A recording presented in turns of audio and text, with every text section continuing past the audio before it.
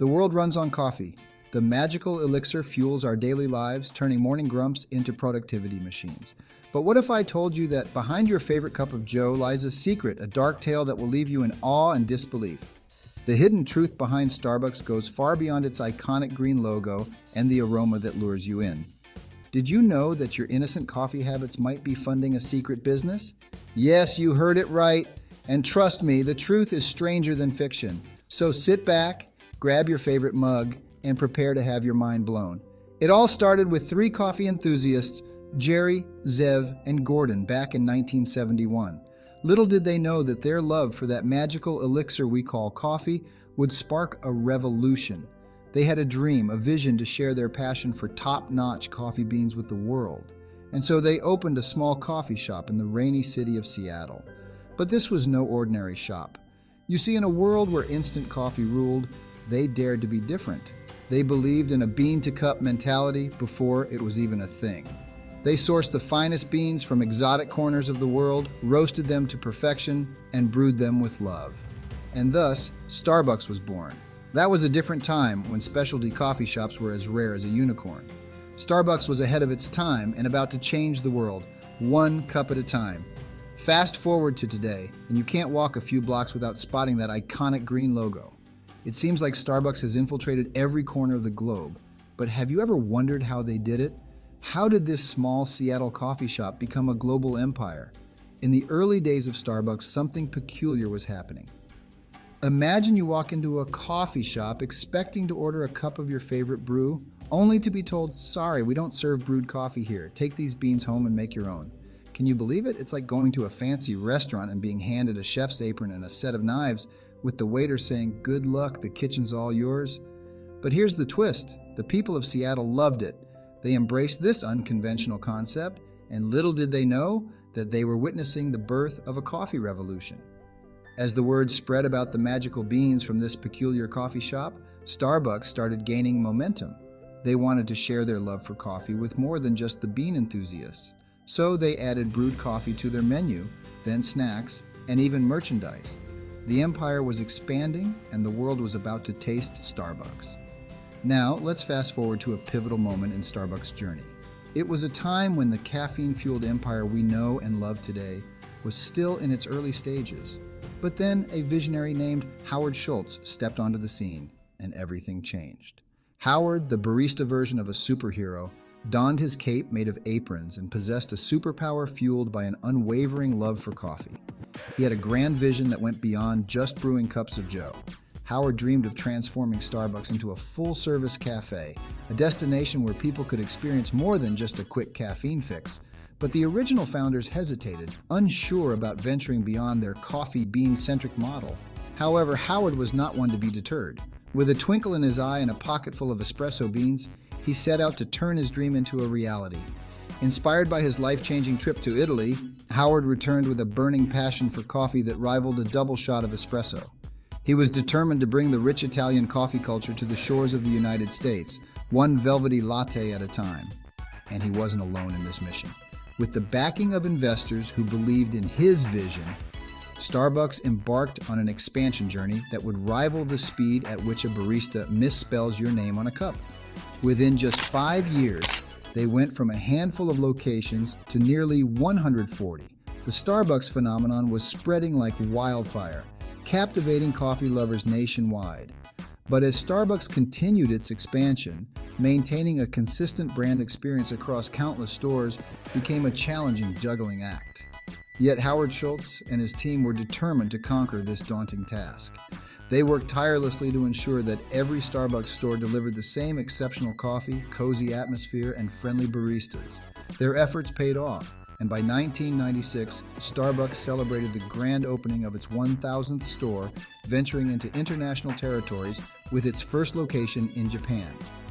During this time, Howard Schultz passed the baton to Orrin Smith, who became CEO. Under Smith's leadership, Starbucks experienced a remarkable surge in growth over the next 7 years, opening an astonishing 1,500 new stores annually.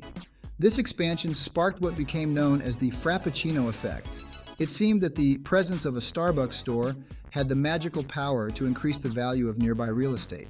coffee was brewing more than just caffeinated drinks. It transformed entire communities. But like any good tale, there were challenges on the horizon. Starbucks' growth was outpacing even the most fanatical pumpkin spice latte obsession. They were opening stores at a rapid pace, saturating markets and compromising on quality. It was as if they were brewing coffee with water from the office cooler.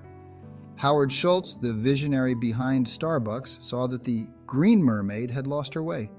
But fear not, for he emerged as the captain to steer her back on course. With a bold announcement, he declared that the Starbucks Card mobile app would revolutionize the way we pay for coffee. No more fumbling for loose change. Now, with a flick of the wrist or a phone tap, your coffee was just a touch away. The future had arrived, and Howard Schultz was leading the charge. The Starbucks Card mobile app and its loyalty program have transformed Starbucks into a virtual bank. Move over traditional banks. It's time for coffee to take the financial spotlight. With the app, you can effortlessly load money onto your account and use it to pay for your favorite Starbucks items. When you use the app, every purchase earns you points that can only be redeemed at Starbucks. This ingenious strategy keeps customers coming back for more as they strive to unlock their next caffeinated reward. It's a brilliant way to foster loyalty and satisfy those coffee cravings. And let's not forget about Starbucks gift cards. At the end of 2020, the total value of unused gift cards was a staggering $1.6 billion. That's like entrusting your money to your favorite barista and hoping they'll whip up your favorite drink with it. But Starbucks gift cards aren't just about holding on to customers' money. They're a powerful tool for customer engagement. They're like a secret handshake among coffee lovers, a symbol of shared caffeinated devotion. Just like with the Starbucks Card mobile app, customers can earn rewards points for using their gift cards. Now, before you start screaming bank bucks at Starbucks, let me clarify something. While Starbucks may be holding onto your hard-earned cash, legally, they are not a bank. They don't have to abide by the same regulations as traditional banks. So you don't need to worry about FDIC insurance coverage or navigating through pesky banking rules. Starbucks has found a clever loophole. You can only use your Starbucks account balance to purchase items at Starbucks. It's not like a traditional bank account where you can withdraw your balance as cash. That's what sets Starbucks apart. Starbucks gets to avoid being classified as a bank, and you get to fuel your caffeine addiction with ease. Who needs to withdraw their balance as cash when you can enjoy a venti caramel macchiato instead? But what happens to the unclaimed funds that Starbucks records as breakage income? Starbucks has to report them as unclaimed property and hold on to them until they can be returned to their rightful owners. However, due to their often small amounts, these funds often go unclaimed, ultimately becoming absorbed as revenue for the company. It's not just a clever loophole Starbucks has found. Their Starbucks Card mobile app and loyalty program have turned the company into a virtual bank of sorts. They're holding onto your funds while incentivizing repeat purchases through their loyalty program, fostering customer loyalty and boosting revenue. So, technically, Starbucks may not be a bank, but they're still enjoying the benefits of one. And as long as we're getting our daily caffeine fix, who cares if Starbucks is a bank or not? Now, while Starbucks may not be a bank, it has certainly become an enticing prospect for investors. But is it worth it? Before we dive into that, let's play a guessing game. Can you guess who owns a majority of Starbucks shares? Take a moment and ponder.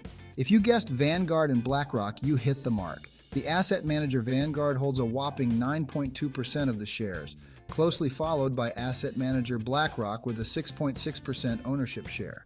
Interestingly, the company's founder and longtime CEO, Howard Schultz, holds 1.9% of Starbucks. But have any famous investors recently hopped aboard the Starbucks bandwagon? Well, it seems not. However, that doesn't diminish its potential as a solid investment.